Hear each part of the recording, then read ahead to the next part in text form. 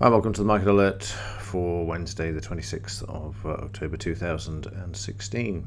So yesterday we had one trade where we saw the market moving higher, which also coincided with the release of the consumer credit figures, or was it consumer demand? Let's just have a quick look.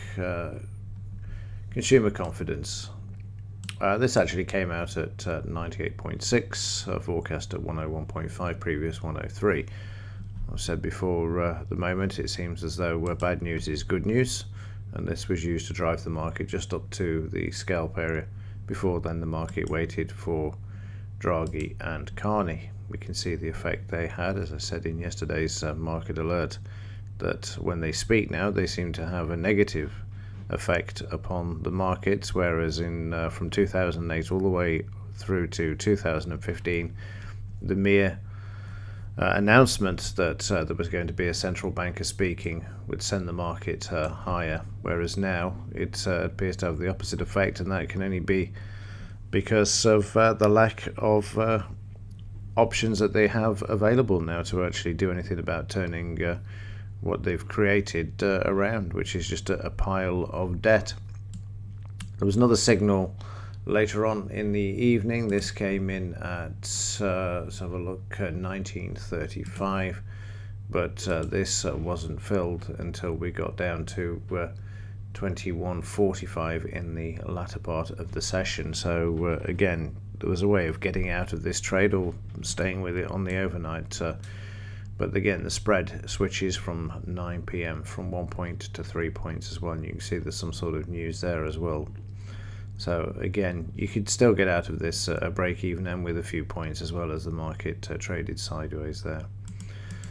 So the market wasn't brought back to the highs, and the reason for this is that equity risk tumbles as Trump closes gap on Clinton.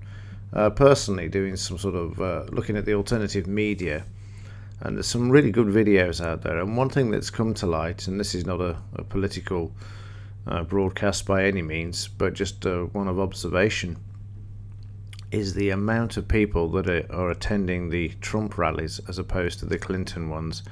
There's a great young journalist called Millie Weaver that keeps posting videos showing this, and it is quite remarkable to see that Trump seems to pull in tens of thousands, and Clinton seems to be bussing in supporters in coaches and other forms of transport as well, which is quite fascinating. I think we could see some sort of a Brexit surprise here, or the equivalent thereof in the US, with Trump winning by a landslide. I mean, the polls are a complete and utter farce anyway, as we all know. It depends who you actually ask, and they can be swayed. They're not conclusive by any means, or a decent benchmark of opinion at all. It's certainly the mainstream press are bought and paid for by the Clinton campaign anyway. But anyway, this is not a political broadcast. It's just interesting that the equities have moved lower because of Trump. And I said before in the market alert, if Trump gets in, the markets go down, and they go down big style as well, because the bankers want Hillary, the Wall Street wants Hillary, and that's why they've paid a lot and donated a lot to make sure, or do their damnedest, that she gets in, because then the status quo remains and they can continue to be the crooks that they've become. So an interesting picture and interesting times as well. So in the daily charts, you can see we're still stuck in this sideways range. This is going to continue going forward. There's no doubts about that, because the market doesn't go any direction yet, central banker or otherwise, until the US elections are out of the way. News-wise today, well, not a lot. Just the crude oil inventories out at 3:30 an hour after the opening part of the session. If the market's moved and given points by then, it may be worth while standing aside.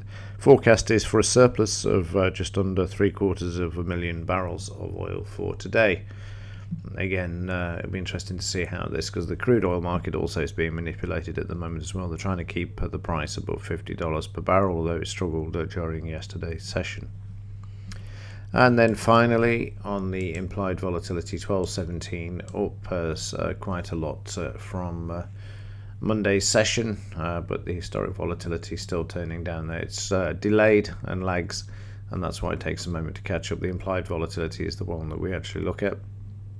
It's also interesting to make sure that the two are aligned, that we get the historic actually moving with it when we do get a half decent move in the underlying. But again, like I said, don't expect a lot until we've got the US elections out of the way.